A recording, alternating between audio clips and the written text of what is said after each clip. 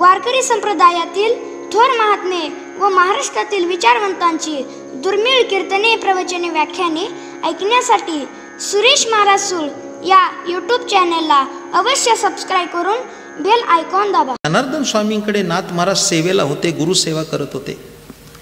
हिशेब मांडताना 1 पैशाची चूक राहिली होती. 1 पैसा कमी पडत होता, हिशेब जुळत नव्हता. नाथ महाराज तो हिशेब शोधत शोधत बसले होते. जनार्दन स्वामीने सांगितलं, रात्र झालंय, झोपी जा, सकाळी हिशेब पाहता येईल. नाथ महाराज झोपले नाहीत, तो हिशेब पाहतच बसले. मध्यरात्री किंवा उत्तर रात्री केव्हा तरी ती चूक सापडली. 1 पैशाची चूक सापडल्याबरोबर नाथ महाराज मोठ्यांदा ओरडले, सापडली सापडली सापडली. त्या आनंदाच्या भरात ओरडल्यानंतर जनार्दन स्वामींची झोप मोडली. जनार्दन स्वामी उठून आले आणि नाथा काय सापडली? गुरुजी, 1 पैशाची चूक सापडली. प्रसन्न होऊन त्याने सांगितलं, जसं तुला 1 पैशाची चूक सापडली ना नाथा, असंच परब्रह्म तुला सापडेल. वर्णन केलं, लक्षात ठेवा. असं कायेनं वाचेनं मनानं सद्गुरुचरणाचं दास झाल्यानंतर परमार्थ यशस्वी होतो, लक्षात ठेवा. गुरु माता गुरु पिता, गुरु माता गुरु पिता, गुरु आमुची कुळदेवता. थोर पडता साकडे, गुरु रक्षी मागे पुढे. काया वाचा आणि मन, गुरु चरणीच अर्पण. थोर पडता साकडे, गुरु रक्षी मागे पुढे. एका जनार्दनी शरण, एका जनार्दनी शरण, गुरु एक जनार्दन. थोर पडता साकडे, गुरु रक्षी मागे पुढे. विठ्ठल विठ्ठल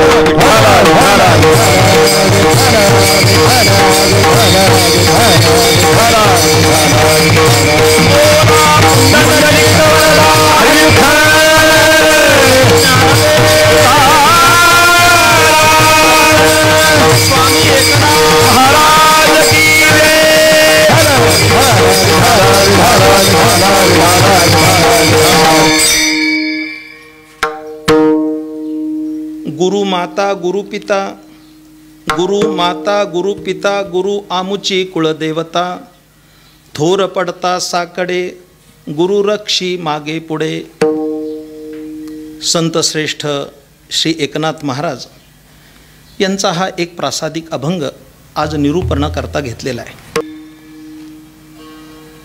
वारकरी संप्रदाय हा एक प्रज्ञावंतांचा संप्रदाय. या संप्रदायाच्या बाबतीमध्ये वारकरी संप्रदायाच्या थोर संत महिला संत श्रेष्ठ बहिणाबाईंनी अत्यंत सुंदर वर्णन केलं आहे. ते असं म्हणतात, संत कृपा झाली, इमारत फळा आली. ज्ञानदेवे रचिला पाया, उभारिले देवालया. हा संपूर्ण अभंग जर आपण पाहिला तर त्यामध्ये असं विवरण केलं आहे की या संप्रदायाचा पाया ज्ञानेश्वर महाराजांनी घातला. ज्ञानदेवे रचिला पाया, उभारिले देवालया. हे जे देवालय उभं राहिलं हे ज्ञानोबांनी त्याचा पाया रचला. नामदेवांनी त्याचा विस्तार केला. एकनाथ महाराजांनी त्याला खांब दिला आणि भजन करा सावकाश तुका झाला से कळस. या धर्ममंदिराचा कळस अर्थात भागवत धर्ममंदिराचा कळस जगद्गुरु संत तुकाराम महाराज झाले, असा एक अर्थ सांगितला जातो. पण मला भावलेला जो अर्थ आहे तो एक वेगळा आहे. तो सर्वांनाच पटावा असं नाही, पण मला तो पटलाय, मी तुमच्यापुढे मांडतोय. ज्ञानोबांनी पाया रचला हाही अर्थ बरोबर आहे. नामदेवांनी त्याचा विस्तार केला हाही अर्थ बरोबर आहे. पण मला भावलेला जो अर्थ आहे तो असा आहे की वारकरी संप्रदाय असा संप्रदाय आहे की ज्याचा पायाच ज्ञान आहे. ज्ञानोबांनी पाया रचला हा अर्थ बरोबर आहे, पण ज्या संप्रदायाचा पायाच ज्ञान आहे, ज्याचा विस्तार नाम आहे.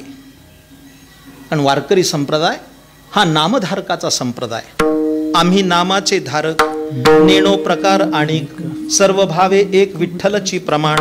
म्हणजे वारकरी संप्रदायामध्ये उपासना जी आहे ती नामसाधना आहे, हे लक्षात ठेवा. म्हणून याचा विस्तार नाम आहे. आणि त्यामध्ये 3रं चरण जे बहिणाबाईंनी घातलंय तो जनार्दन एकनाथ खांब दिला भागवत. या धर्ममंदिराचा खांब एकनाथ महाराज झाले. अर्थात एक या शब्दातून काय विचार करता येईल तर वारकरी संप्रदायाचा विशेष कोणता असेल तर वारकरी संप्रदाय हा एकविध उपासना करणारा संप्रदाय. एकविधता हा वारकरी संप्रदायाचा पंचप्राण आहे. एक गाऊ आम्ही विठोबाचे नाम आणि खापे काम नाही आता, एकविध आम्ही न धरू पालट न सन्नू हे वाट सापडली, असं तुकोबाराय लिहितातच ना. म्हणजे एकविधता हा या पंथाचा प्राण आहे आणि भजन हा वारकरी संप्रदायाचा कळस आहे. अशा पद्धतीचा हा जो संप्रदाय आहे त्यामध्ये सर्वात मोठं योगदान जर कुणाचं असेल या संत परंपरेमध्ये तर ते संत श्रेष्ठ एकनाथ महाराजांचं. हे नमूद केलं पाहिजे. मला असं वाटतं की जगभरामध्ये जगात बहुविध संप्रदाय आहेत, अनेक संप्रदाय आहेत, अनेक भक्ती संप्रदाय आहेत. पण या सर्व भक्ती संप्रदायामध्ये वारकरी संप्रदायाचं वैशिष्ट्य काय असेल तर माझ्या प्रिय श्रोत्यानो, वारकरी संप्रदाय एवढी साहित्य संपदा जगातल्या कोणत्याही पंथाकडे नाही. हे सगळ्यात मोठं वैशिष्ट्य आहे. आमच्याकडे ज्ञानेश्वरी आहे, आमच्याकडे नाथ भागवत आहे, आमच्याकडे भावार्थ रामायण आहे, आमच्याकडे सकल संत गाथा आहे. असे अनेक अनेक ग्रंथ आमच्याकडे आहेत. या सर्व ग्रंथांचा विचार करू जाता एक गोष्ट लक्षात येईल, जे अभ्यासक आहे त्यांच्या निश्चित लक्षात येईल. या वाङ्मयामध्ये सर्वात अधिकतम साहित्य हे संत एकनाथ महाराजांचं आहे. नाथ महाराजांनी आम्हाला खूप मोठी संपदा दिली. माझ्या माहितीप्रमाणे त्यांचं संपूर्ण आयुष्य हे लिखाणातच गेलं. विशेषत्वानं सांगायचं झालं तर वारकरी संप्रदायाचा ज्ञानेश्वरी हा प्रधान ग्रंथ आहे. पण या ज्ञानेश्वरीचं सुद्धा पुनर्निर्माण पुनर्लेखन हे संत एकनाथ महाराजांनीच केलं. शुद्ध लेखन त्यांनीच केलं. आपण ज्ञानेश्वरी वाचता आपल्याला कल्पना आहे एकनाथ महाराजांनी त्याचं वर्णनही केलंय. ज्ञानेश्वर महाराजांच्या नंतर तब्बल 300 वर्षांनी नाथ महाराजांना स्वप्न पडलं. त्या स्वप्नाचं वर्णन एकनाथ महाराजांनी केलंय. ज्ञानेश्वर महाराजांनी संजीवन समाधी घेतली त्यावेळेस ज्ञानेश्वर महाराज ज्ञानेश्वरी समाधी विवरात घेऊन गेले होते.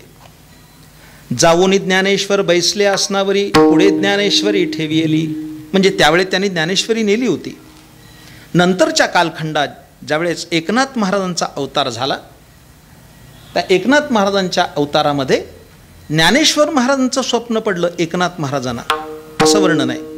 त्यांनी नमूद केलंय, श्री ज्ञानदेवे येवोनी स्वप्नात सांगितली मात मज लागी, दिव्य तेजपुंज मदनाचा पुतळा परब्रह्म केवळा बोलत असो, अजान वृक्षाची मुळी कंठासी लागली, येवोनी आळंदी काढा वेगी, ऐसे स्वप्न होता अलो अलंकापुरासी, तव नंदिके माझारी देखिले द्वार, एका जनार्दनी पूर्वपुण्य फळले, श्री गुरु भेटले ज्ञानदेव. अशा पद्धतीचं स्वप्न नाथरायांना पडलं. नाथराय आळंदीला आले. त्या समाधी विवरात ज्यावेळेस उतरले तर ज्ञानेश्वर महाराजांनी त्यांना ज्ञानेश्वरीच्या शुद्धीकरणाचं काम दिलं. ज्ञानेश्वर महाराजांची ही ज्ञानेश्वरी ग्रंथ पूर्वीच अतिशुद्ध परी पाठांतरी शुद्ध अबद्ध, तो शोधून या एवविध प्रतिसिद्ध शुद्ध ज्ञानेश्वरी. ज्ञानेश्वर महाराजांची ज्ञानेश्वरी त्याचं शुद्धीकरणाचं काम एकनाथ महाराजांनी केलं. अर्थात ज्ञानेश्वरी ग्रंथ आपल्याला एकनाथ महाराजांच्यामुळं मिळाला. मी तर असं म्हणेन की स्वप्न सगळ्यांनाच पडतात, पण साधू संतांची स्वप्न ही लोकोद्धाराला कारणीभूत होतात. एकनाथ महाराजांच्या स्वप्नामुळं वारकरी संप्रदायाला ग्रंथ मिळाला. अशी ग्रंथसंपदा एकनाथ महाराजांनी विपुल प्रमाणात निर्माण केली. ज्ञानेश्वरीला 9000 ओव्या आहेत. एकनाथ महाराजांनी श्रीमद भागवताच्या एकादश स्कंदावर जी टीका केली त्याला तब्बल 18000 ओव्या आहेत. नाथरायांनी आमच्याकरता भावार्थ रामायण निर्माण केलं.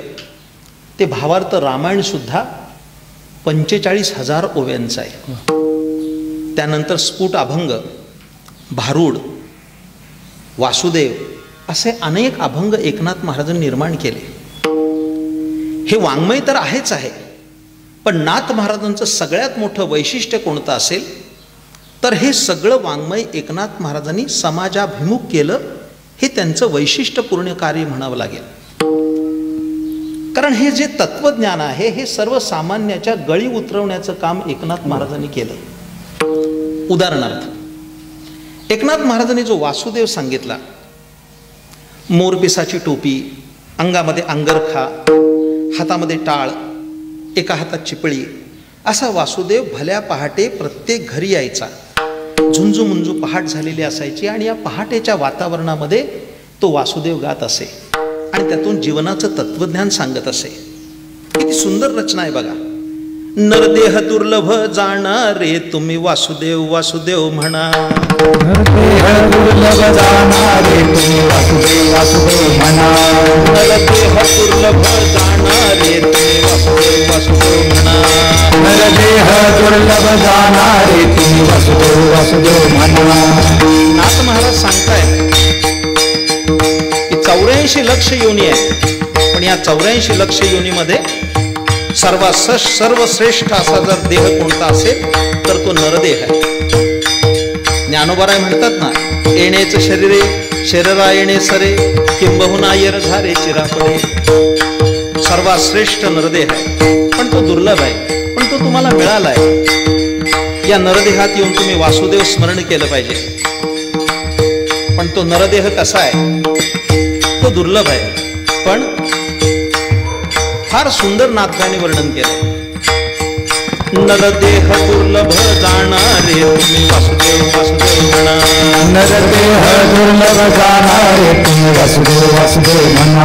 शतवर्षाची गणना रे तुम्ही वासुदेव वासुदेव म्हणा. शतवर्षाची गणना रे तुम्ही वासुदेव वासुदेव म्हणा. त्यामध्ये दुःख यातना रे तुम्ही वासुदेव वासुदेव म्हणा. त्यामध्ये दुःख यातना रे तुम्ही वासुदेव वासुदेव म्हणा. तुम्ही आठवा मधुसूदना रे तुम्ही वासुदेव वासुदेव म्हणा. तुम्ही वासुदेव वासुदेव म्हणा रे तुम्ही वासुदेव वासुदेव म्हणा. तुम्ही आठवा मधुसूदना रे तुम्ही वासुदेव वासुदेव म्हणा. तुम्ही वासुदेव वासुदेव म्हणा रे तुम्ही वासुदेव वासुदेव म्हणा. हा नाथरायांनी वासुदेव घराघरात पाठवला. सौरी काय, भारुड काय, आजी भारुड चाललेत, या भारुडामध्ये नाथरायांनी तत्वज्ञान घरापर्यंत पोहोचवलं. मग ते दादला नको ग बाई असेल किंवा विंचू चावला असेल, एरवी नाथरायांना हे म्हणायचं काय कारण होतं, पण या माध्यमातून त्यांनी तत्वज्ञान घराघरात पोहोचवलं. अगदी दारामध्ये येणारी वैदिन, ते सुद्धा रूपक नाथरायांनी पकडलं. फार सुंदर रूपक आहे ते. वखत घ्या वखत, वखत घ्या वखत, वखत घ्या वखत, वखत घ्या वखत, वखत घ्या वखत, वखत घ्या वखत, वखत घ्या वखत, वखत घ्या वखत, वखत घ्या वखत, वखत घ्या वखत, वखत घ्या वखत, वखत घ्या वखत, वखत घ्या वखत, वखत घ्या वखत, वखत घ्या वखत. वखत या शब्दाचा अर्थ औषध. ओखद, वखत म्हणजे औषध घ्या म्हणणारा जो येणारा वैदिन असायची, ती सुद्धा नाथ महाराजांनी पकडली. एका रूपकाच्या माध्यमातून ते भारूड त्यांनी तयार केलं आणि समाजापुढे मांडलं. अतिशय सुंदर रचना नाथ महाराजांनी केल्या. असा भक्कम साहित्य संपदेचा आधार वारकरी संप्रदायाला नाथरायांनी दिला. त्यांचा आज समाधी सोहळा आहे. आजच्या दिवसाला नाथ षष्ठी असं म्हणतात. याचं एक वैशिष्ट्य आहे. वारकरी संप्रदायाचा संपूर्ण इतिहास पाहिला तर पुण्यतिथी हा जो शब्द आहे, या संबंधी मला काही मत मांडायचं आहे. आज नाथ महाराजांचा पुण्यस्मरण सोहळा आहे. मला असं म्हणायचं आहे की ज्ञानेश्वर महाराज संजीवन समाधी घेण्यापूर्वी कार्तिक वद्य त्रयोदशी नव्हती काय? होतीच ना. पण ती कार्तिक वद्य त्रयोदशी होती, ती नुसती तिथी होती. पण ज्ञानेश्वर महाराजांनी त्या तिथीवर संजीवन समाधी घेतल्यामुळं तो समाधी सोहळा झाला. त्या तिथीला पुण्यत्व प्राप्त झालं. जगद्गुरु संत तुकाराम महाराज होण्यापूर्वी फाल्गुन वद्य द्वितीया नव्हती काय? होतीच ना. पण ती सामान्य द्वितीया होती. जगद्गुरु तुकाराम महाराजांनी त्या दिवशी त्या तिथीवर वैकुंठ गमन केल्यामुळे त्याला बीज अशी संज्ञा प्राप्त झाली. लोक त्याला तुकाराम महाराज बीज म्हणू लागले. हा त्या तिथीचा गौरव झाला. मंडळी, आजचा दिवस सुद्धा तसाच आहे की फाल्गुन वद्य षष्ठी नाथ महाराज समाधी घेण्यापूर्वी नव्हती काय, तर होतीच ना. पण मला असं वाटतं नाथ महाराजांनी समाधी घेण्यापूर्वी ती तिथी सुद्धा अनाथ होती. नाथ महाराजांनी या दिवशी प्रस्थान ठेवल्यामुळे त्याला असं वैभव प्राप्त झालं की अनाथ असणारी षष्ठी ती नाथ षष्ठी झाली आणि तिचा गौरव झाला. असा हा परमपवित्र आजचा दिवस आहे. या दिवशी नाथ महाराजांच्या अभंगातून काही आपण चिंतन बघणार आहोत. नाथ महाराजांचा अधिकार सुद्धा तेवढाच. मी आत्ताच बोलून आल्याप्रमाणे की ज्ञानेश्वर महाराजांसारख्या महापुरुषांनी त्यांना दृष्टांत द्यावा आणि ज्ञानेश्वरीचं शुद्धीकरण करण्याचा आदेश द्यावा, याच्यात त्यांची योग्यता दिसून येते. साक्षात महाविष्णूचा अवतार असं नाथ महाराजांच्या अवताराचं वर्णन केलंय. फार सुंदर चरण आहे. भानुदासाचे कुळी महाविष्णूचा अवतार, महाविष्णूचा अवतार. क्षेत्र प्रतिष्ठान, क्षेत्र प्रतिष्ठान नांदे गोदावरी भानुदासाचे कुळी महाविष्णूचा अवतार, महाविष्णूचा अवतार. क्षेत्र प्रतिष्ठान, क्षेत्र प्रतिष्ठान नांदे गोदावरी गोदावरीच्या पवित्र तीर्थामध्ये प्रतिष्ठान क्षेत्री नाथ महाराजांचा अवतार झाला. पण नाथ महाराजांची योग्यता काय होती, एक अत्यंत सुंदर दृष्टांत माझ्या समोर आहे. तो सांगितल्याशिवाय मला पुढे जाता येणार नाही. नाथ महाराजांच्या घरी दत्तोपासना होती. हे दत्त उपासक घराणं, अशा या घराण्यामध्ये नाथ महाराजांचा अवतार झाला. सद्गुरू जनार्दन पंतांच्याकडून त्यांनी दीक्षा घेतली आणि हे प्रचंड मोठं कार्य उभं केलं. त्यांच्याच समकालीन, अत्यंत दृष्टांत सुंदर आहे, त्यांच्याच समकालीन बीड परगण्यामध्ये दासोपंत नावाचे महान भगवत भक्त होते. हा दृष्टांत बारकाई नाही का? दासोपंत सुद्धा खूप अधिकारी पुरुष होते. मी त्याचा विस्तार फार करणार नाही. पण दासोपंत स्वामींची योग्यता इतकी मोठी होती की साक्षात दत्त भगवान त्यांच्या घरी सारीपाट खेळायला येत असत. तो महात्मा कसा असेल? समोर दत्त महाराजांनी बसावं आणि दासोपंतांनी समोर बसावं आणि दोघांनी सारीपाट खेळावं.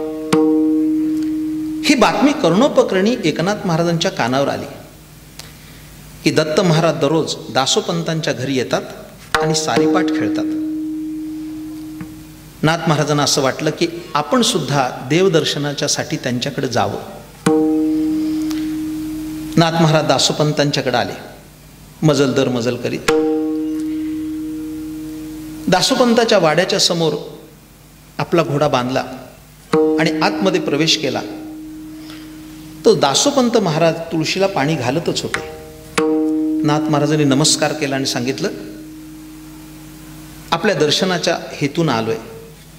येण्याचं प्रयोजन, मी असं ऐकून आहे की आपल्या समवेत दत्त महाराज दररोज सारीपाट खेळतात, मला दर्शन होईल? दासोपंत स्वामी हसून म्हणाले, का नाही होणार? संध्याकाळी या, 10 वाजता रात्री भगवान येतात, आपण भेटायला येऊ शकता. एवढा नाथ महाराजांना आनंद झाला की आज जीवनातला अलौकिक असा दिवस उजाडला आहे की आपण ज्यांची उपासना करतो अशा दत्त महाप्रभूंचं दर्शन होणार. दिवसभर उपोषण केलं, भगवत चिंतन केलं. बरोबर रात्री 10च्या समयाला नाथ महाराज इथं गेले. तर द्वारावर जे द्वारपाल होते त्या द्वारपालांनी नाथ महाराजांना अडवलं, आज जाऊ शकत नाही, तुम्हाला प्रवेश नाही, कारण आमचे मालक आणि दत्त महाराज आता सारीपाठ खेळतायत, 1 तासभर कुणाला प्रवेश नाही. तर एकनाथ महाराजांनी त्यांना सांगितलं, त्याकरताच मी आलोय, मला तुमच्या मालकाने बोलवलंय आणि मला दत्त महाप्रभूंचं दर्शन घ्यायचं आहे. त्या शिपाईनी सोडलं नाही.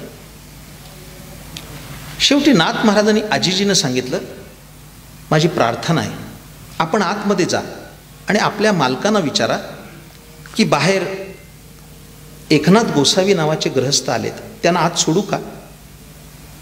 ते 2 शिपाई होते, त्यातल्या एका शिपायानं त्या दुसऱ्याला सांगितलं, तू इथंच थांब, यांना सोडू नको, मी विचारून येतो.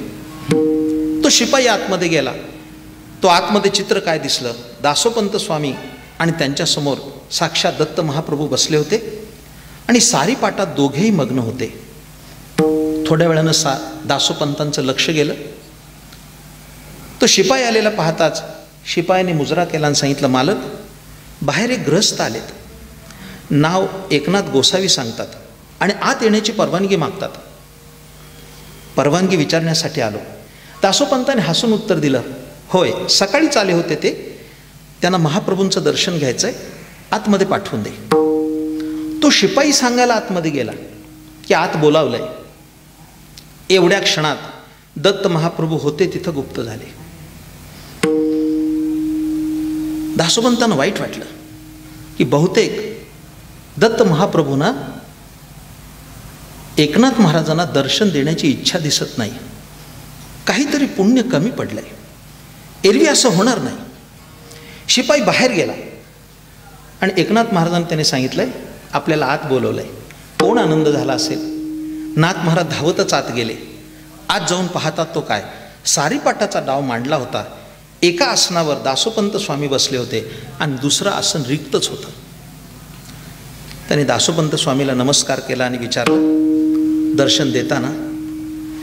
दासोपंतांनी त्यांच्याकडे पाहिलं आणि सांगितलं, नुकतेच स्वामी इथं बसले होते, माझ्याशी सारीपाट खेळत होते,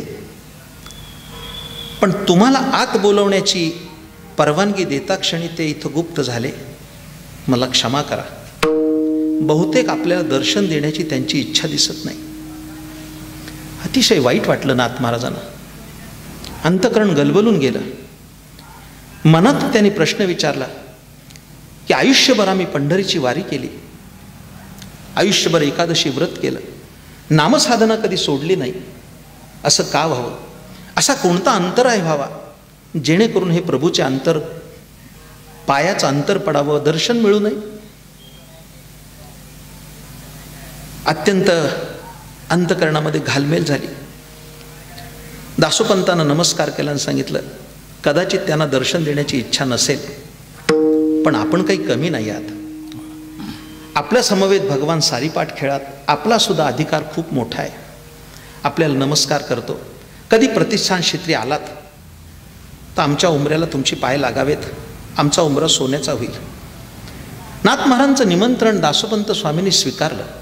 जेव्हा केव्हा तीर्थयात्रा करीत प्रतिष्ठान क्षेत्र येईल त्यावेळेस आपल्या घरी नक्कीच येईल. निरोप घेऊन नाथ महाराज घरी आले, पण अंतःकरणातली घालमेल थांबली नाही. 5-6 महिन्याचा कालखंड लोटला आणि दासोपंत स्वामी मजल दर मजल करीत तीर्थयात्रा करीत प्रतिष्ठान क्षेत्री आले. मंडळी, ऐकण्यासारखं आहे. नाथ महाराज कोण होते याच्यातून आपल्याला लक्षात येईल. प्रतिष्ठान क्षेत्रात आल्यानंतर इथलेच कोणीतरी सद्ग्रस्त आले होते आणि आपल्याला निमंत्रण देऊन गेले, आता त्यांच्या घरी गेलं पाहिजे. म्हणून त्यांनी चौकातच विचारलं, या शहरामध्ये एकनाथ गोसावी कुठं राहतात? काय प्रतिक्रिया असेल? समोरचा जो माणूस होता तो कमरेत वाकला, नमस्कार करून म्हणला, एकनाथ गोसावी काय म्हणता जी, ते आमचे मायबाप आहेत, आमच्या प्रतिष्ठानचे मायबाप आहेत. अंगावर टरारून काटा उमटला. ज्या व्यक्तीला आपण भेटायला जातोय त्या गावातली त्याची प्रतिष्ठा काय आहे की भेटणारा मनुष्य कमरेत लावून उत्तर देतो, ते आमचे मायबाप आहेत. त्याने सांगितलं, पुढच्या चौकात जाणे विचारा. पुढच्या चौकात दासोपंत गेले. तिथल्या व्यक्तीला विचारलं की एकनाथ गोसावी कुठं राहतात? त्याने हात जोडून म्हणाला, एकनाथ गोसावी काय म्हणता जी, ती आमचं देव आहेत. उत्तरोत्तर ही उत्तर ऐकता क्षणी दासोपंत प्रत्येक क्षणाला सद्गदित होत होते की जी व्यक्ती आपल्याकडे आली ती सामान्य नाही याचा अंदाज आला. की ज्या व्यक्तीला गावात विचारावं त्या व्यक्तीनं नाथ महाराजांच्या विषयी इतकं आदरानं बोलावं. त्याने सांगितलं, समोरचा चौसोपी वाडा हा आमच्या मालकांचाच आहे, जावा दर्शनाला. दासोपंत लगबगीनं गेले. आपला घोडा बांधला आणि आतमध्ये प्रवेश करणार.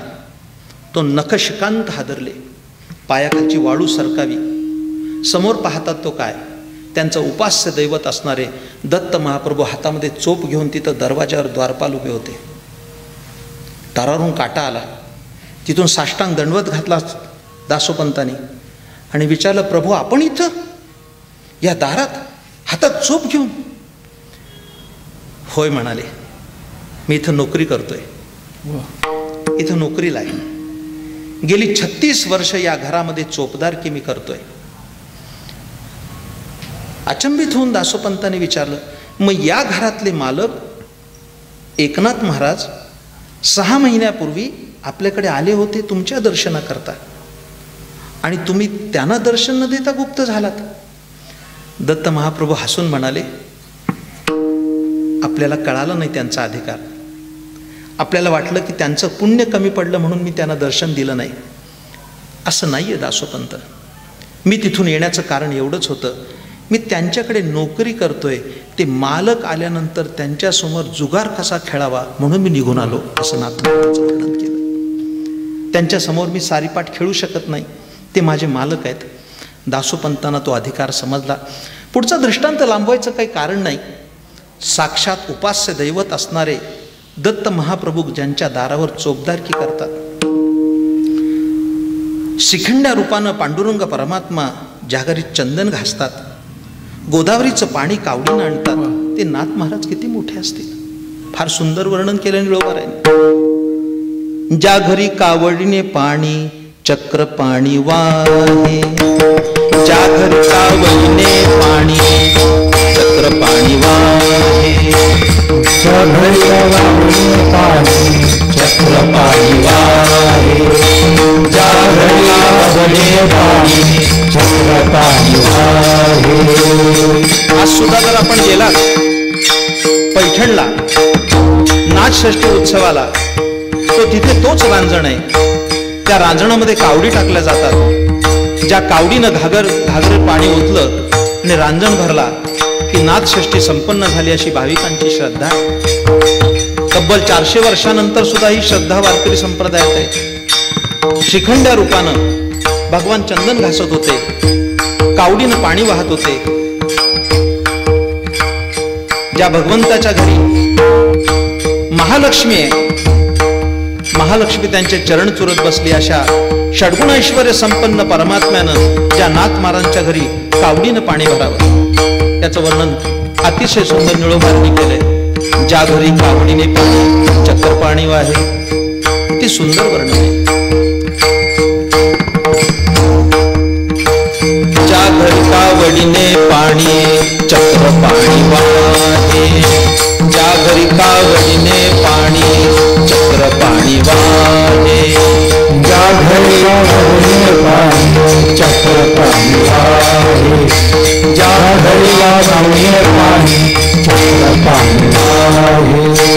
अनन्य भक्ती भावे निळा वंदित्याचे पाये, अनन्य भक्ती भावे निळा वंदित्याचे पाये.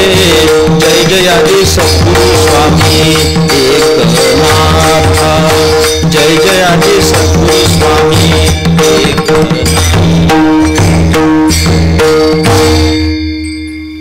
हा एकनाथ महाराजांचा अधिकार होता. अशा नाथरायांची षष्ठी आपण साजरी करतो आहोत. त्यांचाच अभंग मी आज निरूपणाला घेतलाय. एक महत्वपूर्ण विषयावर आपण आज प्रकाशझोत टाकणार आहोत. नाथ महाराजांची गुरुभक्ती किती मोठी होती. दत्त संप्रदायातील महान संत जनार्दन स्वामी महाराज यांचा अनुग्रह त्यांना प्राप्त झाला. एक गुरु आणि शिष्य हे नातं कसं असतं. माझ्यासमोर असे काही उदाहरणं आहेत.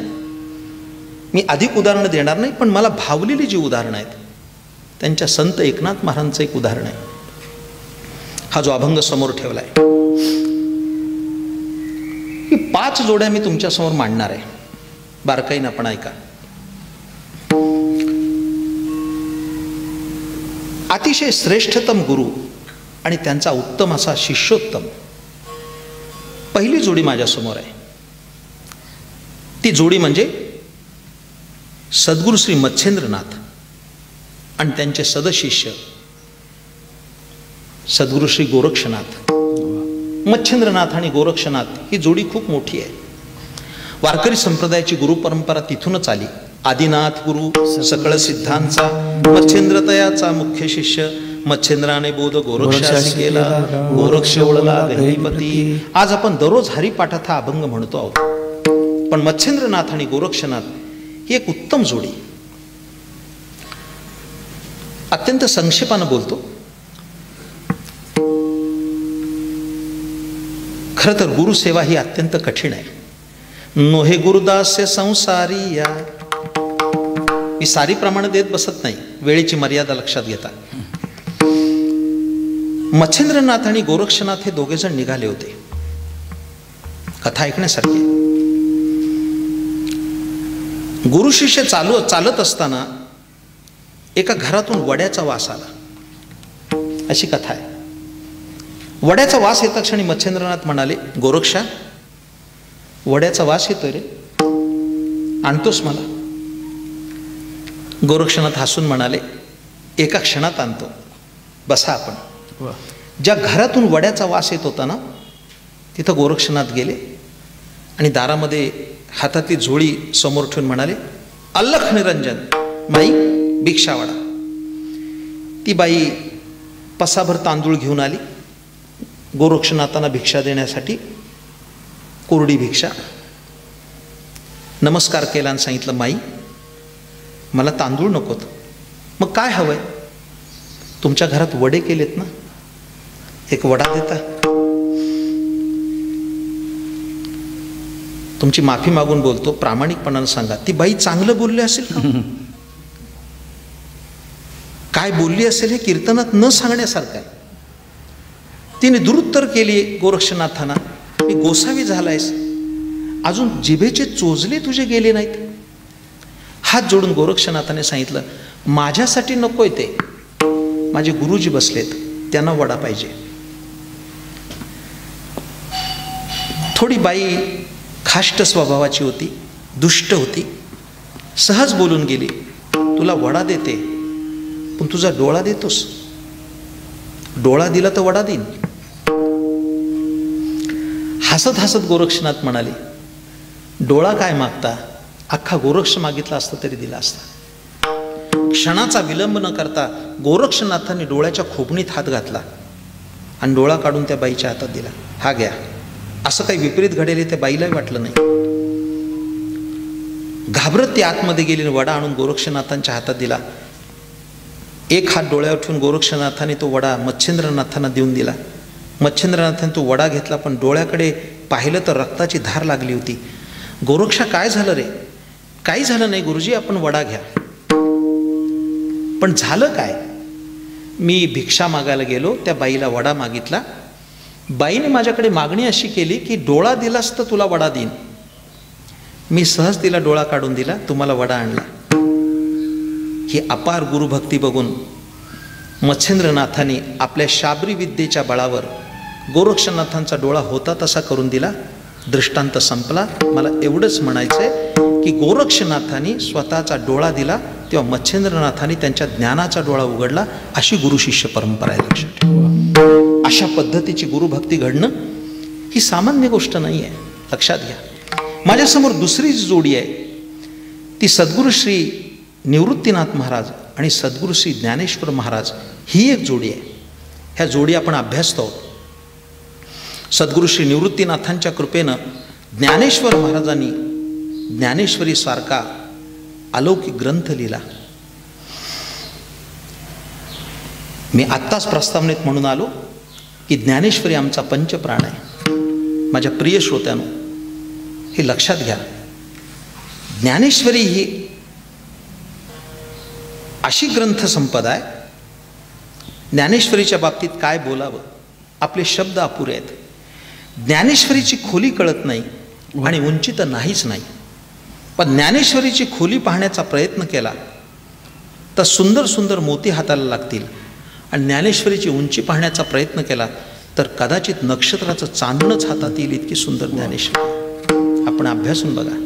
बिंबतरी बचके एवढे परिप्रकाशाचे त्रैलोक्य थोकडे, शब्दाची व्याप्ती तेणे पाडे अनुभवावी. ज्ञानेश्वरीचा प्रत्येक शब्द हा अत्यंत अमोल आहे, त्याचं मोल होऊ शकणार नाही. ज्ञानेश्वर महाराजांनी किती सुंदर मांडलंय. अगदी अर्धी ओवी जरी सांगायची झाली तर येथ चातुर्य शाणे झाले, प्रमेय रुची साले. काय ज्ञानेश्वरीचं आपण चिंतन करणार आहोत. आपण वाचून बघा. एवढी मोठी थोर संपदा निर्माण केली ज्ञानेश्वर महाराजांनी, पण वर्णन काय केलंय ते आपण कधी वाचाल. ज्ञानेश्वर महाराज असं म्हणतात की हा जो मी ग्रंथ निर्माण केला हा सामान्य नाही, त्याने सारं श्रेय आपल्या सद्गुरु चरणांकडे दिलं. ते म्हणतात, हे श्री निवृत्तीनाथाचे गौरव आहे जी साचे, ग्रंथ नोहे कृपेचे वैभवतीये. हा ग्रंथ नाही, हा सद्गुरु निवृत्तीनाथांच्या कृपेचा प्रसाद आहे. मला एका श्रोत्याने असं विचारलं की ज्ञानेश्वरीतली सर्वात चांगली ओवी कोणती. हे सर्व आमचे ज्ञानेश्वरीचे अभ्यासक उभे आहेत, वारकरी शिक्षण संस्थेमध्ये शिकणारे लोक आहेत. ज्ञानेश्वरीचा हा ग्रंथ पूर्ण झाला, पण मला असं वाटतं, हे माझं स्वतःचं मत आहे की ज्ञानेश्वरी हे अलौकिक आहे, पण सरते शेवटी पसायदान जे झालं त्या पसायदानाच्या वेळेत सद्गुरू श्री निवृत्तीनाथांनी हात वर करून सांगितलं, हा होईल दान पसावं. निवृत्तीनाथांचा आशीर्वाद या ग्रंथाला लाभला. सद्गुरू श्री ज्ञानेश्वर महाराजांची सद्गुरू निवृत्तीनाथांवर जी श्रद्धा आहे, मी बोलेन आपल्याशी वेळ मिळाला तर, पण ज्याला खरोखर अध्यात्माची वाटचाल करायची त्याने ज्ञानेश्वरीतील 13व्या अध्यायातील आचार्य उपासना अभ्यासली पाहिजे. तब्बल 90 ओव्या खर्ची घातल्या. ज्ञानेश्वरी पारायण करत असताना आचार्य उपासना सुरू झाली आणि डोळ्यातून अश्रू जर आले नाही तर तो श्रद्धावान म्हणता येणार नाही. इतकी सुंदर आचार्य उपासना ज्ञानेश्वर महाराजांनी गायली 13व्या अध्यायात. वाचून बघा, अभ्यासकाने तो जवळून पाहिली पाहिजे. ती अशी अपार गुरुभक्ती सद्गुरू श्री ज्ञानेश्वर महाराजांची. 3ऱ्या क्रमांकाची जोडी मी मागे ठेवतो थोडी आजच्या अभंगाकरता. 4थ्या क्रमांकाची जी जोडी आहे ती जगद्गुरु संत तुकाराम महाराज आणि त्यांचे सदशिष्य पिंपळनेरचे निळोबाराय, अशी एक जोडी आहे, अप्रतिम जोडी. आपल्याला गुरुपदेश मिळावा म्हणून निळोबारायांनी तब्बल 42 दिवस उपवास केला आणि 42 दिवसाच्या उपवासानंतर जगद्गुरु संत तुकाराम महाराजांचा त्यांना अनुग्रह मिळाला. हे बोलणं सोपं आहे, पण करणं किती अवघड आहे की 42 दिवस उपोषण. हे उपोषण पाहून प्रत्यक्ष पांडुरंग परमात्मा तिथं आले. सगळा इतिहास मला सांगायला वेळ नाही. पांडुरंग आल्यानंतर पांडुरंगाने सांगितलं, निळोबा मी तुमच्यासाठी आलोय.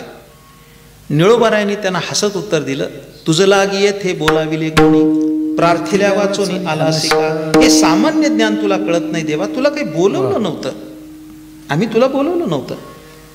निळा म्हणे आम्ही नोळखोची देवा, तुकयाचा धावा करीत असो. आम्ही तुकोबारायांसाठी इथं बसलोय.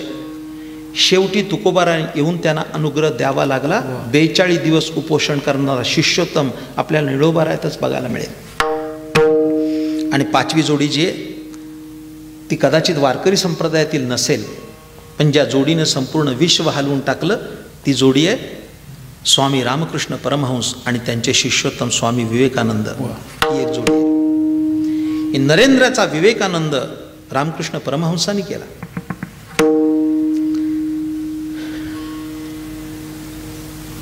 सांगावं का न, मी द्विधा मनस्थितीत आहे, पण तरी सांगतो.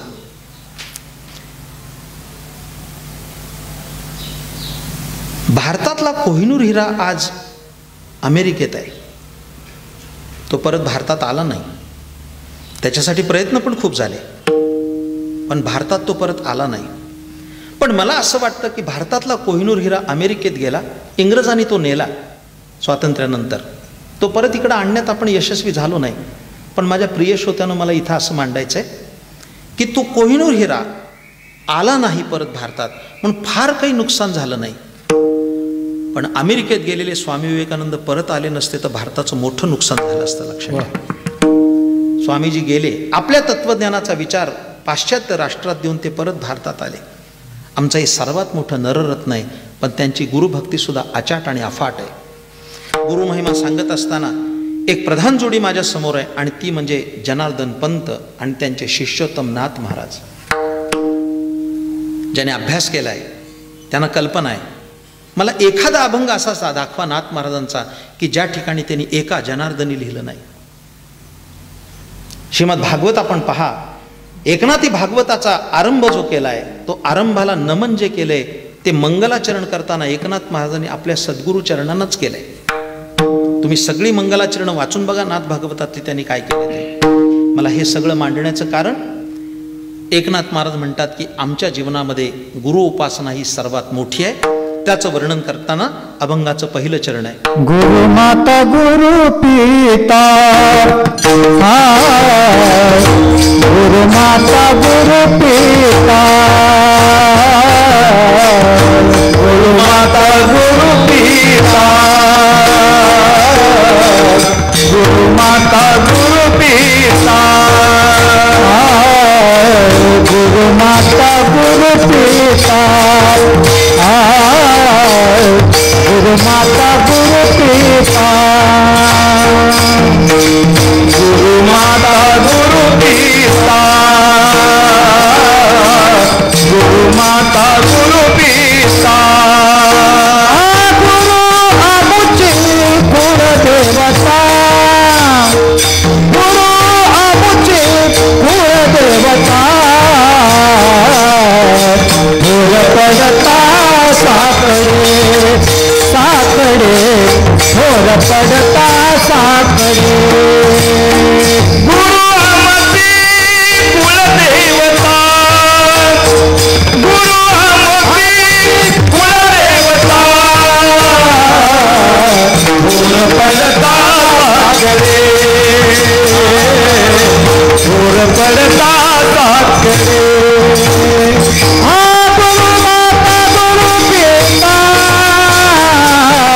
गुरु आमची कुलदेवता, गुरु आमची कुलदेवता, गुरु आमची कुलदेवता,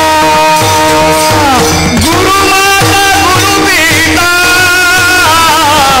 गुरु आमची कुलदेवता,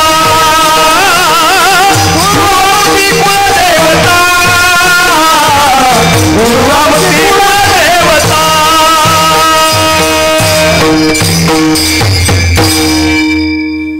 गुरुमाता गुरुपिता गुरु आमचे कुळदेवता. एकनाथ महाराज म्हणतात की जनार्दन स्वामी हे माझे गुरु आहेत, पण ती माझी माय आहे, ती माझी आई आहे. म्हणून आध्यात्मिक क्षेत्रात गुरुला आई अशीच संज्ञा आहे. म्हणून म्हणताना सुद्धा गुरु माऊली असं म्हणतात. गुरु माऊली म्हणजे आई आहे. ज्ञानेश्वर महाराजांचं उदाहरण द्यायचं झालं तर सकल संत परंपरेने ज्ञानेश्वर महाराजांना आईच म्हटलंय. अनेक प्रमाण मी देऊ शकेन या ठिकाणी. ज्ञानाबाई माझी अनाथाची माय, एका जनार्दनी पाय वंदितसे. नाथ महाराजांचंच प्रमाण आहे. नाथ महाराज म्हणतात की ज्ञानेश्वर महाराज आमची आई आहे. जरा बोलू मंडळी, ऐकता. ज्ञानेश्वर महाराजांचा गौरव करताना इतका सुंदर केलाय नाथ महाराजांनी. नाथ महाराजांचाच अभंग आहे. वेदशास्त्रे देती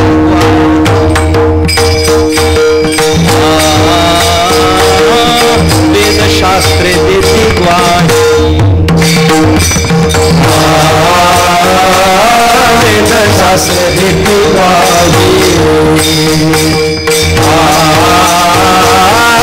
वेदशास्त्रे देती ग्वाही, वेदशास्त्रे देती ग्वाही, म्हणती ज्ञानाबाई आई.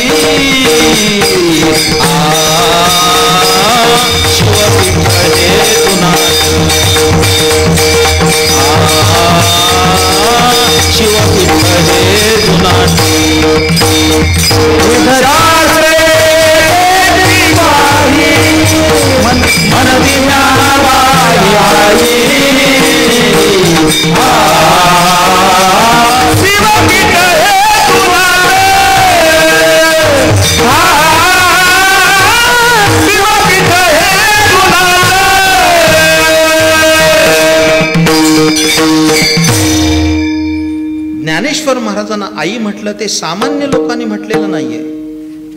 जगाच्या पाठीवर दोनच शहाणे आहेत. पहिला शहाणा वेद आहे आणि दुसरे शहाणे संत आहे. या दोघांनी ज्ञानोबाराला आई म्हटलंय. वेदशास्त्रे देती ग्वाही म्हणती ज्ञानाबाई आई, आणि सगळ्या संतांनी ज्ञानोबाराला आई म्हटलंय. कितीतरी प्रमाण देता येतील. ज्ञानेश्वर माऊली आपण असं म्हणतो, म्हणजे गुरुला आईच म्हटलेलं आहे. ज्ञानेश्वर महाराजांचं उदाहरण द्यायचं झालं तर श्री गुरुला बापही म्हटलंय. यावरी जो पाचवा पिता नाथ महाराजांचंच प्रमाण आहे. नाथ महाराज म्हणतात एकूण प्रत्येकाला 5 पिता असतात, त्याचा विस्तार मी करत नाही, पण 5वा पिता त्याचा गुरु आहे. निळोबाराला विचारा, पहिला जन्म जो होता तो आपल्या आई बापाच्या पोटी होतो. इकडे लक्ष द्या, फार सुंदर चिंतन आहे. आपला जन्म जो होतो तो लौकिकदृष्ट्या आई बापाच्या पोटी होतो, पण ज्यावेळी वारकरी संप्रदायाची माळ गळ्यात घातली जाते, दीक्षा दिली जाते, त्या दिवसापासून ते गुरु आपले बाप असतात. हे मी बोलत नाही, निळोबाराला विचारा, ते सांगतील. निळा म्हणे पोटा आलो म्हणून झालो अधिकारी, म्हणून झालो अधिकारी, म्हणून झालो अधिकारी. निळा म्हणे पोटा आलो म्हणून झालो अधिकारी, म्हणून झालो अधिकारी, म्हणून झालो अधिकारी.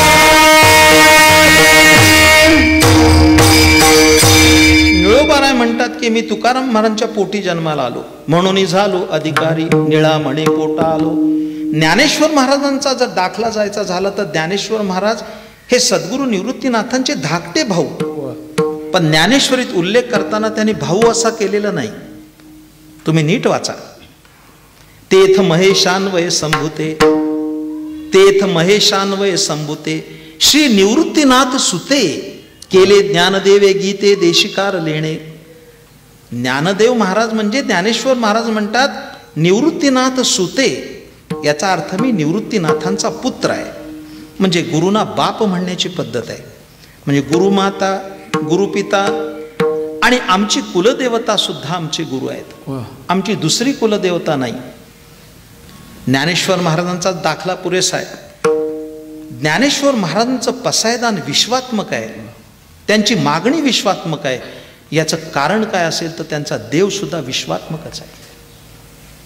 त्यांनी तसं नमूद केलंय. आता विश्वात्मको हा माझा स्वामी श्री निवृत्ती राजा, तो अवधारू वाक्पूजा ज्ञानदेव म्हणे. म्हणजे त्यांची कुलदेवता हे गुरुच आहे. ज्ञानेश्वर महाराजांनी सुद्धा मंगलाचरण केलंय, ते आपल्या सद्गुरू निवृत्तीनाथानच केलंय. आता हृदय हे आपुले चौफाळून या भले, वरी बैसऊ पाऊले श्री गुरुची. हे जे वर्णन आहे, जय जय आचार्या समस्त सुरवर्या प्रज्ञा प्रभात सूर्या सुखोदया, ही सगळी प्रमाण तिथे लागू पडतात. त्याचा अर्थ गुरुमाता, गुरुपिता, गुरु आमची कुलदेवता असं नाथबाबा म्हणतात.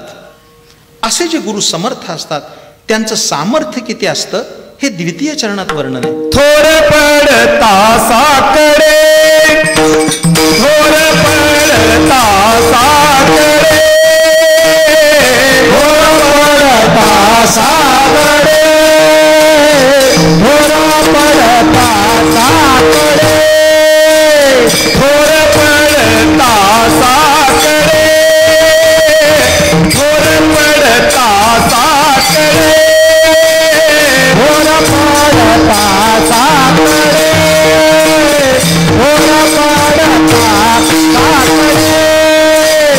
गुरु रक्षी माझे पुढे, गुरु रक्षी माझे पुढे, गुरु रक्षी माझे पुढे.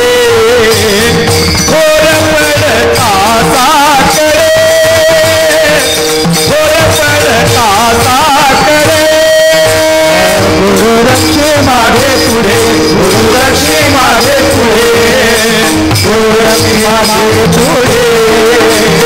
थोर पडता साकडे, थोर पडता साकडे, थोर पडता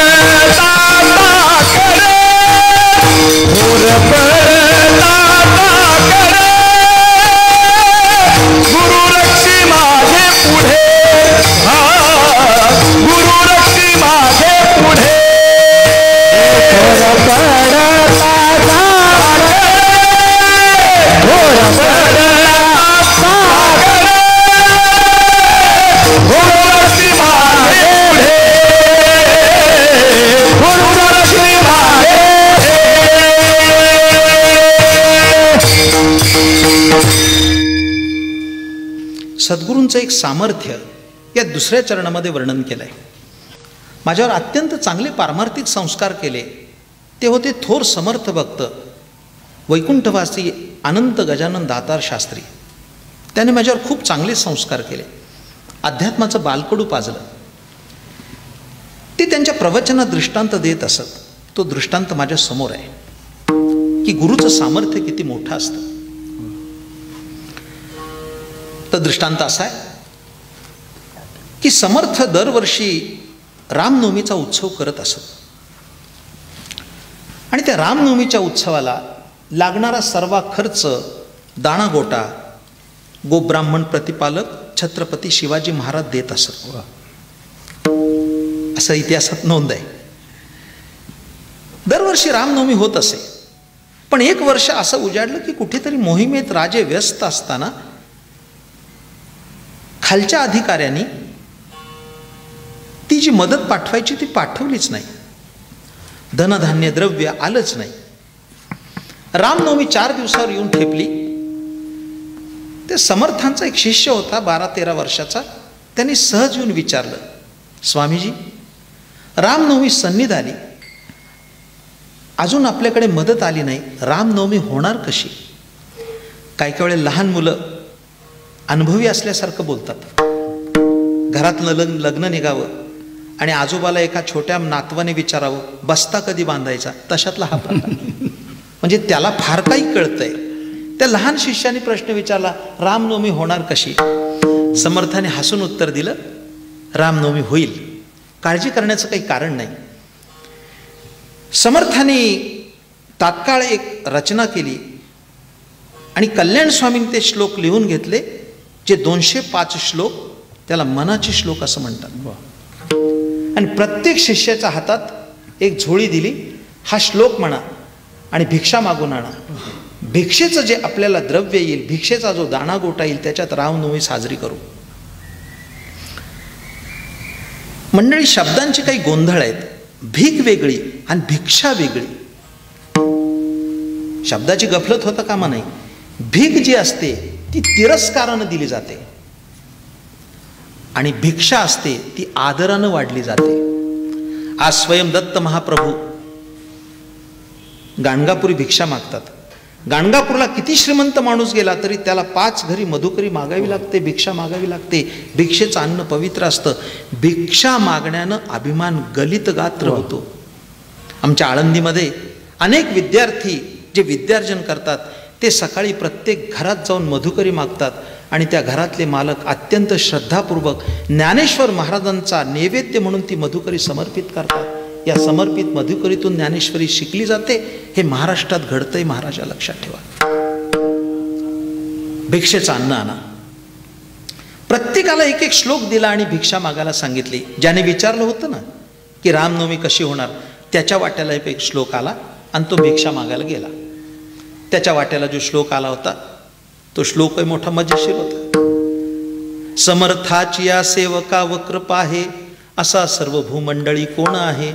जयाची लीला वर्णिती लोक तिन्ही, नुपेक्षी कदा रामदासाभिमानी. हा श्लोक आला होता. तो मुलगा श्लोक घेऊन ती झोळी घेऊन गेला आणि एका दारात भिक्षा मागितली. मोठ्याने आवाज दिला, ओम भवती भिक्षां देई, आणि श्लोक म्हणाला, समर्थाची या सेवका वक्र आहे, असा सर्व भूमंडळी कोण आहे? जयाची लीला वर्णिती लोक तिन्ही, नुपेक्षी कदा रामदासाभिमानी. ते एका अत्यंत कर्मठ ब्राह्मणाचं घर होतं. तो समर्थांचा द्वेष करत असे. त्याला असं वाटलं की हा म्हणतोय समर्थाची या सेवका वक्र आहे, म्हणजे त्याच्या गुरुचं वर्णन करतोय. वास्तविक समर्थाने जो श्लोक लिहिला तो राम समर्थ म्हणून लिहिला. राम समर्थ आहे आणि त्याच्या समर्थाला कोण वक्र दृष्टीनं पाहिल.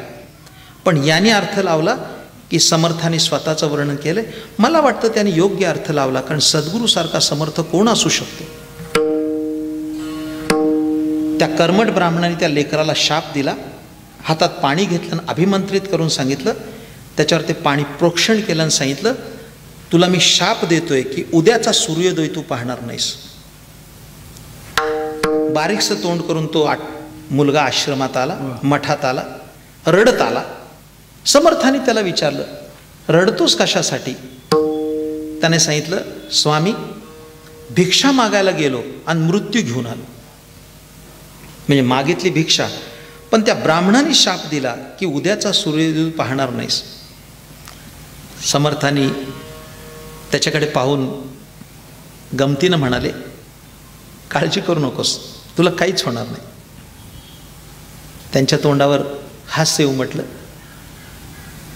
त्या शापाचा विचार करू नको, तू मरणार नाहीस.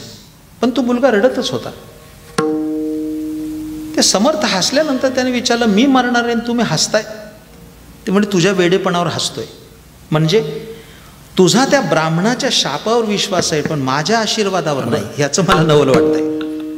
त्या ब्राह्मणाने शाप दिला त्याचं तुला नवल तुला तर खरा वाटतोय, आणि मी तुला आशीर्वाद दिलाय की तुला मृत्यू येणार नाही, त्या आशीर्वादाचं तुला खरं वाटत नाही, तो आशीर्वाद खरा वाटत नाही. काळजी करू नको, तू मृत्यू पावणार नाहीस, तुला उदंड आयुष्य आहे. आणि तुला भीती वाटत असेल, मंडळी, माणसाला सर्वात मोठं भय असेल तर ते मृत्यूचंच आहे. ज्ञानोबा बोलतात ना, आगा मरहा बोलून साहती.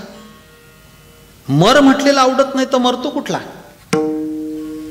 मी विस्तार करणार नाही त्या विषयाचा. तुला भीती वाटत असेल तर माझा हात धर, तुला काही होणार नाही. त्या मुलाने समर्थांचं बोट धरलं आणि दिवसभर समर्थ जातील तिकडं फिरत होता. दुपारची जेवणं झाली, संध्याकाळची संध्या झाली, फराळ झाला, आणि रात्रीच्या समयाला समर्थ असे पहुडले आणि ते खाली लवणले. तेवढ्यात तो शिष्य रडू लागला. समर्थाने विचारलं, आता का रडतो रे? ते म्हणले, आता तुम्ही झोपणार आणि आम्ही कायमचे झोपणार. आता रात्र झाली, तुम्ही झोपणार आणि आम्ही कायमचे झोपणार. का? तुम्हाला झोप लागल्यानंतर मला जर यमदूत घ्यायला आले तर माझा मृत्यू होईल. समर्थाने पुन्हा हसून त्याला सांगितलं, तू मृत्यू पावणार नाहीस, तुला मरण नाही आहे, तू निश्चिंत राहा. आणि तुला भीती वाटत असेल तर मी ज्या घोंगडीवर झोपलोय त्या घोंगडीवरच बसून राहा, माझे पाय चुरत राहा, तुला काही होणार नाही. धीर आला त्या लेकराला. तो समर्थांचे पाय चुरत बसला. काय योगायोग असेल, किंवा तो तापसी ब्राह्मण सुद्धा कसा असेल. असं म्हणतात की कावळ्याच्या शापानं गाय मरत नाही, पण त्या ब्राह्मणाने दिलेला शाप खरा ठरला. मंडळी, तो ब्राह्मण तरी काही सामान्य होता? उपासनेनं युक्त होता, तापसी होता. त्याच्या शापे करून मध्यरात्री यमदूत आले त्या मुलाला घ्यायला. दारात ते पाहिले आणि याच्या काळजात धस्स झालं. तो म्हणला, आता आपली गच्छंती आली, पण आता मायबाप असण्या गुरुना उठवायचं कसं, समर्थांना उठवायचं कसं, काय होईल ते त्यांच्या चरणावरच होईल. म्हणून चरणावर नतमस्तक झाला, तोंडानं रामरक्षा म्हणू लागला. आणि आता कोणत्याही क्षणाला माझा मृत्यू होईल या अपेक्षेनं गुरुचरणावर डोकं ठेवून शांत पडून राहिला. बराच वेळ काही हालचाल झाली नाही, म्हणून तिरक्या नजरेने त्याने दाराकडे पाहिलं. तो त्याला जे दृश्य दिसलं ते फार वेगळं होतं. यमदूत असा फास टाकत होते तर मृत्यूचा फास असा सरसर येत होता, पण घोंगडीपर्यंत येऊन तो परत जात होता. असं 2-5 वेळा झालं. तो मृत्यूचा पाश घोंगडीपर्यंत येऊ शकत नव्हता हे पाहिल्यानंतर त्या मुलाला मोठा धीर आला. तो ताठमानेनं बसला आणि यमदूतांकडे आता डोळे वाटारून पाहू लागला, कारण मृत्यूचं भय संपलं ना. हे आपलं काहीच करू शकत नाही हे जाणून त्याने त्याच्याकडे वटारून बघायला सुरुवात झाली. मृत्यूची पण एक वेळ असते, तो वेळ संपून गेल्यानंतर काळसुद्धा काही करू शकत नाही. वेळ संपली, यमदूत निघून गेले. तो शिष्य निवांत पहुडला. सकाळी प्रातःकाली समर्थ उठले आणि समर्थांच्या हालचालीनं त्यालासुद्धा जाग आली. तो उठला. समर्थाने त्याच्याकडे पाहिलं आणि हसून म्हणाले, तू मेला नाहीस? तो म्हणला, नाही मेलो. तुला घ्यायला कोणी आलं नाही? आले होते ना. आले होते, रात्री यमदूत मला घ्यायला आले होते, मग तुला नेलं नाही? तो सुद्धा हसून म्हणाला, तासभर ट्राय केलं पण मी हाती नाही लागलो. असं त्याने उत्तर दिलं असेल. तेव्हा इंग्रजी नव्हती कदाचित. त्याने प्रयत्न केले पण मी सापडलो नाही. ते निघून गेले. आता मुलगा आनंदित झाला होता. समर्थाने अन्निक उरकली, स्नान संध्या झाली आणि त्या मुलाला हाक मारली समर्थाने, बाळ इकडं ये. तो मुलगा जवळ गेला, आता आनंदित होता, मृत्यू टळला, आनंद झाला. समर्थानं नमस्कार केला आणि विचारलं, काय स्वामी, काय हुकूम? समर्थ म्हणाले, ही झोळी घे आणि त्याच ब्राह्मणाच्या दारात भिक्षा मागायला जा. बरं वाटलं असेल नाही त्याला. तो म्हणाला, काल त्या ब्राह्मणाने सूर्योदयापर्यंतची मुदत तरी दिली, आज मला पाहता क्षणी तो तिथंच भस्म करून टाकेल, आज तो मुदत पण देणार नाही. कृपा करा, दया करा, मला तिथं पाठवू नका, माझ्यावर दया करा. पण समर्थाने कठोरपणानं सांगितलं, तुला भिक्षा मागायला जावं लागेल. तो शिष्य म्हणाला, तुम्ही म्हणता तशी भिक्षा मागायला जातो, फक्त एवढंच करा, त्या दारात भिक्षा मागणार नाही, दुसऱ्या 10 घरी भिक्षा मागेल, पण त्या ब्राह्मणाच्या दारात मला पाठवू नका. समर्थ म्हणाले, तुला भिक्षा मागायला जावं लागेल आणि त्याच ब्राह्मणाकडे भिक्षा मागावी लागेल. नाईलाज होता, गुरु आज्ञा म्हणून त्याने ती झोळी उचलली, मठाच्या बाहेर पडला. 5-25 पावलं गेला असेल, तो परत आला. समर्थांच्या पायावर डोकं ठेवलं, म्हणला, स्वामी, मी भिक्षा मागायला जातो, त्याच ब्राह्मणाच्या दारात तुमच्या आज्ञेनुसार भिक्षा मागतो, पण माझ्यावर दया करा. म्हणले, काय दया करा? तो श्लोक तरी बदलून द्या, ज्या श्लोकाने हा गोंधळ झाला तो श्लोक मला बदलून द्या, मी तिथंच जाऊन भिक्षा मागतो. समर्थ म्हणाले, श्लोक सुद्धा बदलून मिळणार नाही, त्याच ब्राह्मणाच्या दारात जायचं, त्याच घरी भिक्षा मागायची आणि तोच श्लोक म्हणून भिक्षा मागायची. केविलवाणं तोंड केलं. मृत्यूचं भय कुणाला नाही. ते म्हणे, आता गुरुजींची इच्छा असेल की आपण इथं राहू नाही तर गेलं पाहिजे. तो मनाचा हिया करून गेला. 5-10 पावलं गेल्यानंतर काहीतरी डोक्यात आलं, कल्पना सुचली, म्हणून परत आला मठात. मठात आल्यानंतर समर्थाने विचारलं, आता का रे आलास? एक अर्जी आहे. एवढी अर्जी तरी नाही म्हणू नका. म्हणजे काय अर्जी आहे? तो कदाचित म्हणाला आहे, मेरी तो एक अर्जी, आखिर तुम्हारी मर्जी, गर्जी को देना फर्जी, जब प्राण तन से निकले. मृत्यूसमयी शेवटची इच्छा विचारतात, त्याशिवाय फाशी देणाऱ्याला पण फाशी देत नाही. आता जसं काय मी फाशीवरच चाललोय, त्या ब्राह्मणाच्या घरी भिक्षा मागायला. एक अर्जी आहे, तेवढी पूर्ण करा. समर्थ म्हणाले, काय सांग? समर्थानं त्याने सांगितलं, मी त्याच ब्राह्मणाच्या घरी जातो, हा श्लोक म्हणतो, त्याच्याच घरी भिक्षा मागतो, काळजी नसावी, फक्त एक अर्जी आहे. म्हणजे काय अर्जी? तेवढी रात्रीची घोंगडी अंगावर द्या, असं तो म्हणाला. दृष्टांत संपला. ती जी घोंगडी रात्रीची होती ती माझ्या अंगावर द्या. त्या शिष्याला असं वाटलं की मृत्यूने आपल्याला स्पर्श केला नाही, ती कदाचित त्या घोंगडीची कृपा असेल, पण त्याला हे ठाऊक नाही, ही सद्गुरूंची कृपा असते. जेव्हा थोर संकट येतं त्यावेळेस सद्गुरू उभे राहतात आणि ते साकडं निवारण करतात, असं नाथबाबा म्हणतात. थोर पडता साकडे गुरु रक्षी मागे पुढे, हा समर्थाने दिलेला खूप मोठा दाखला आमच्या समोर आहे. अभंगाचा हा थोडासा भावार्थ केलाय. उत्तरार्धात काही मी चिंतन मांडणार आहे. तत्पूर्वी सर्वांनी, सगळ्या मायबाप श्रोत्यांनी हाताने टाळी, मुखाने नाम असं भजन करायचंय. वारकरी संप्रदायपूर्वक हे भजन करायचंय आणि भजन झाल्यानंतर उत्तरार्धात मी या 2 चरणाचा विचार करणार आहे. मोठ्या प्रेमाने सर्वांनी भजन करा.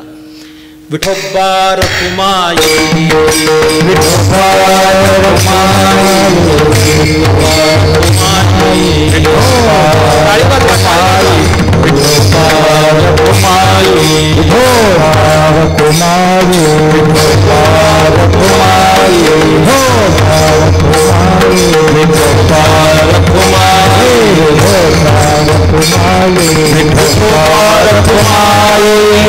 विठोबा रखुमाई, विठोबा रखुमाई, विठोबा रखुमाई, विठोबा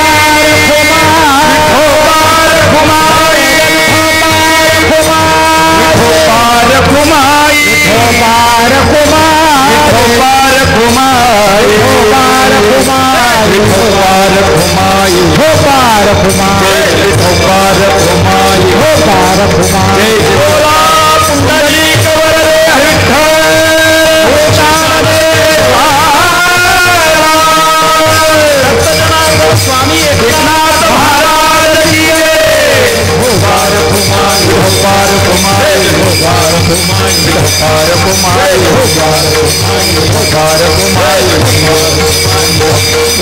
घुमायो पार घुमायो पार घुमायो।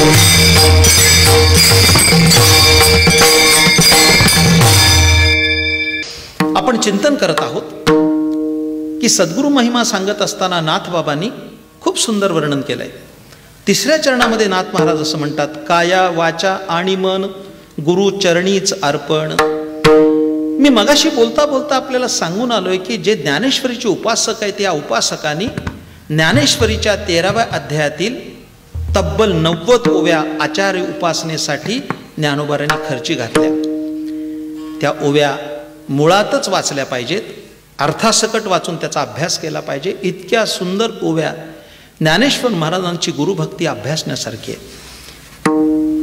या तिसऱ्या चरणामध्ये नाथबाबा म्हणतात की आपल्या गुरुजींना काया वाचा आणि मन समर्पित केलं पाहिजे, गुरु चरणीच अर्पण। खूप दाखले देता येतील। नाथ महाराजांचा प्रसिद्ध दृष्टांत सांगितला जातो की जनार्दन स्वामींकडे नाथ महाराज सेवेला होते, गुरुसेवा करत होते। हिशेब मांडताना 1 पैशाची चूक राहिली होती, 1 पैशाची। आज तर पैशाला मूल्यच नाही, 1 पैसा कमी पडत होता, हिशेब जुळत नव्हता। नाथ महाराज तो हिशेब शोधत शोधत बसले होते। जनार्दन स्वामीने सांगितलं, रात्र झालंय, झोपी जा, सकाळी हिशेब पाहता येईल। नाथ महाराज झोपले नाहीत, तो हिशेब पाहतच बसले। मध्यरात्री किंवा उत्तर रात्री केव्हा तरी ती चूक सापडली। 1 पैशाची चूक सापडल्याबरोबर नाथ महाराज मोठ्यांदा ओरडले, सापडली सापडली सापडली। त्या आनंदाच्या भरात ओरडल्यानंतर जनार्दन स्वामींची झोप मोडली। जनार्दन स्वामी उठून आले आणि नाथा काय सापडली?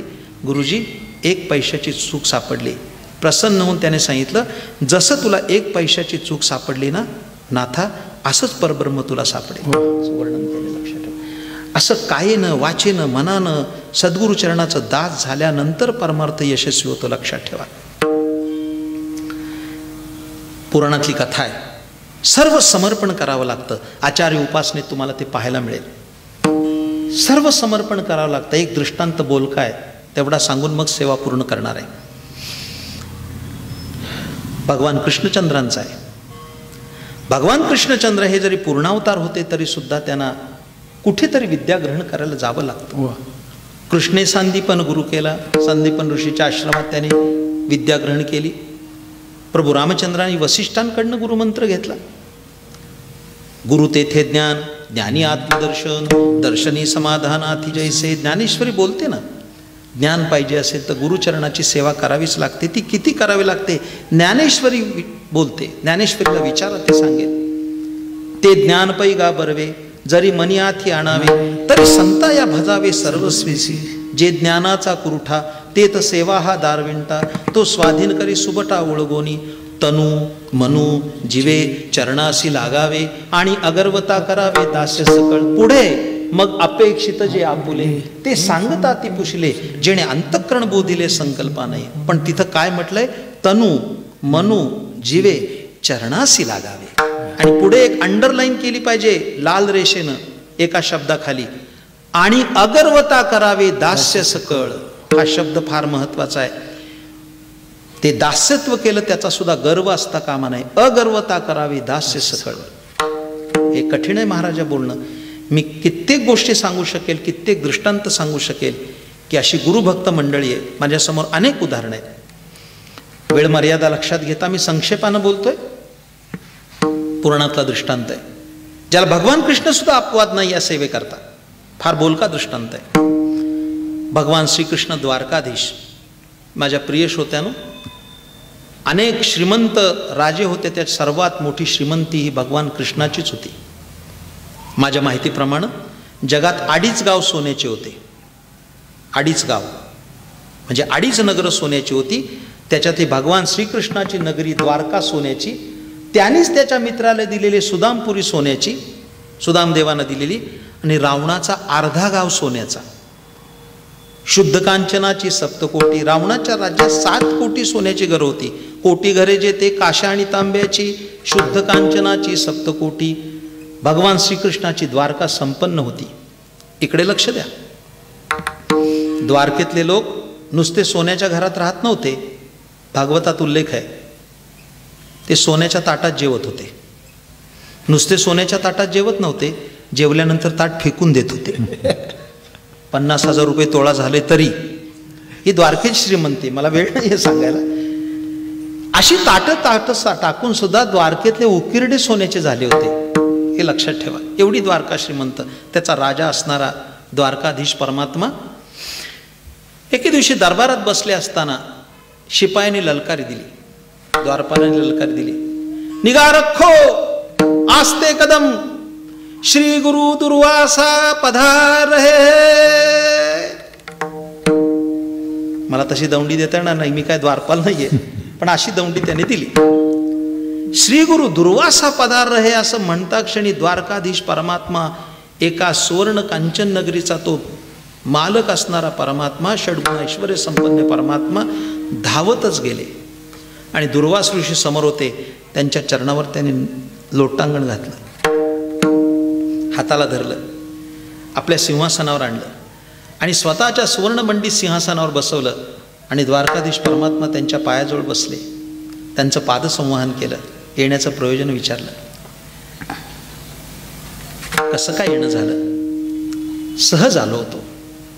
परमात्म्याचा विचारण्याचा हेतू वेगळा होता. कारण असं होतं, संतांनी त्याचं वर्णन केलंय. दुर्वास पातला धर्मा छळावयावनी, धावसी लवला ही शाखा देठ घेऊनी. दुर्वास ऋषी पांडवांना छळण्यासाठी वनात आले होते. द्रौपदीकडे त्याने अन्न मागितलं होतं. त्या द्रौपदीने माझा धावा केला होता. ज्या द्रौपदीकडे आले, मला अन्न दे म्हणाले दुर्वास, त्यास तिने हात जोडून देवाचा धावा केला.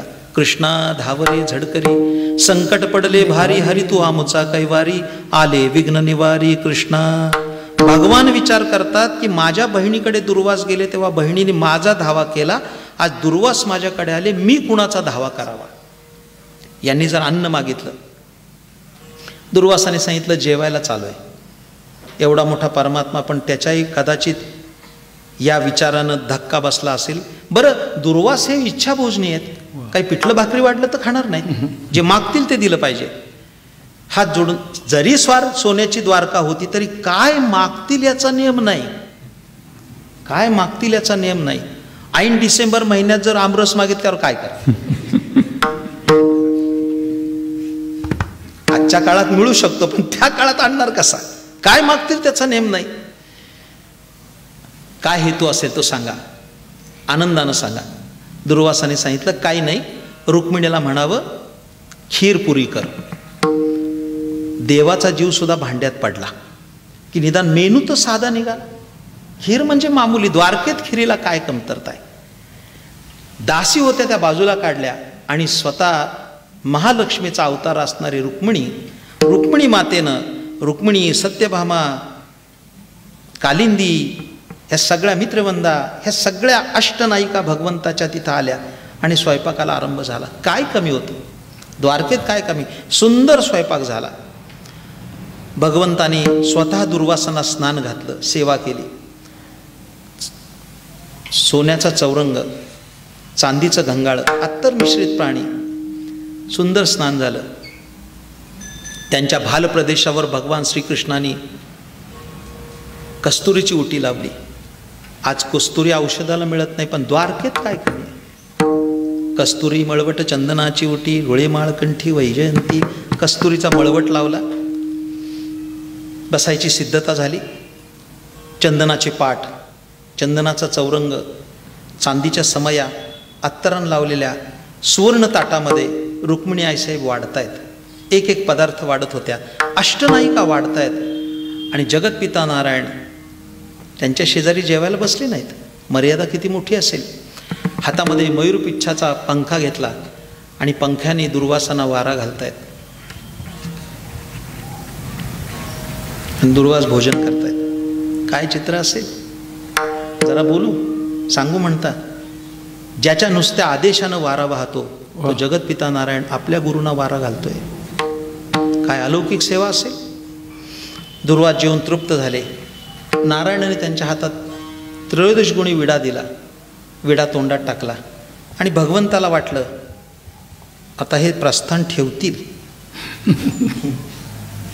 काय आज्ञा. दुर्वास म्हणाले अंमळ थोडी वामकुक्षी करतो. तर देवाला वाटलं आत्ता मुक्काम केला म्हणजे संध्याकाळचं पण इथंच आहे असं दिसतंय. दुर्वास असे मंचकावर पहुडले. काही स्वामीची निद्रा मोडेल, हातामध्ये मयूरपिच्छाचा तो पंखा घेऊन भगवान त्याला वारा घालत होते. न जाणू त्यांची झोप मोडेल.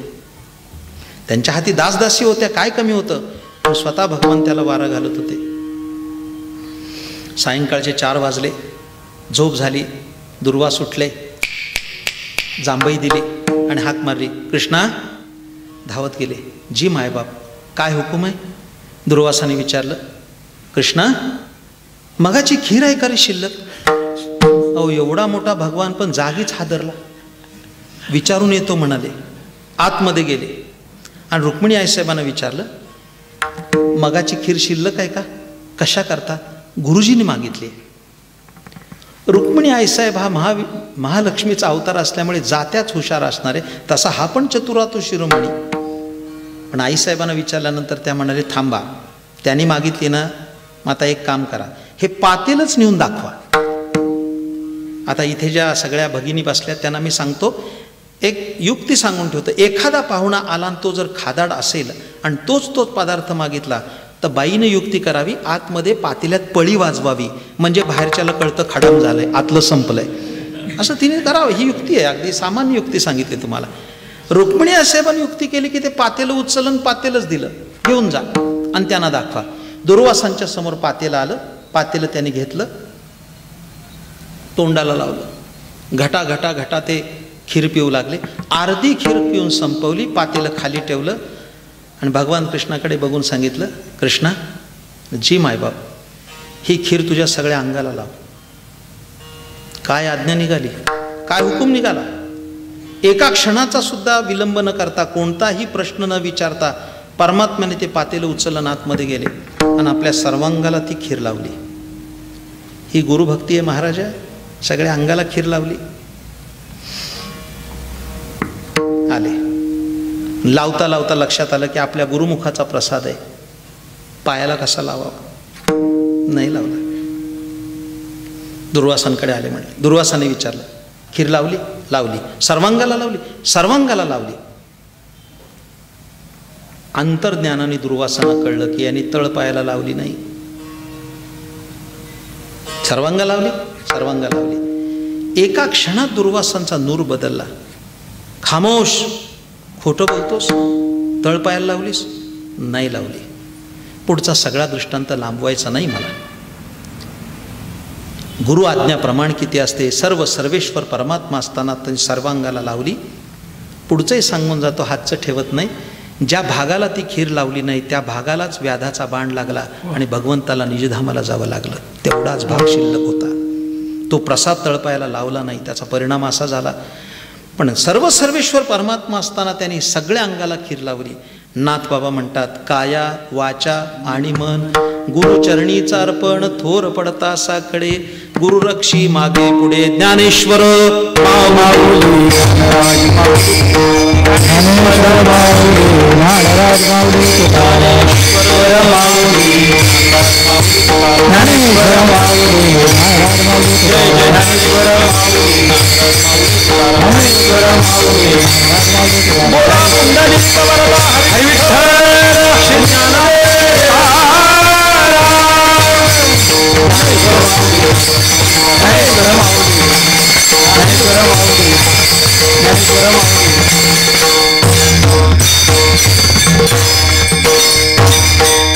एका जनार्दनी शरण गुरु एक जनार्दन, थोर पडता साकडे गुरुरक्षी मागे पुढे.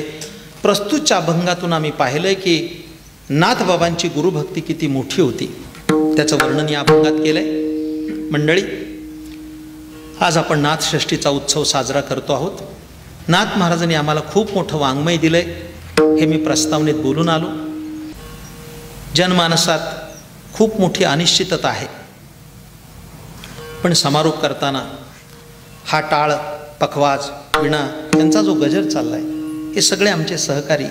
आळंदीमध्ये विणेचा झणत्कार होतोय, मृदंगाचा जो आवाज जो निनाद घुमततोय, टाळांचा जो आवाज होतोय, याची फलश्रुती काय?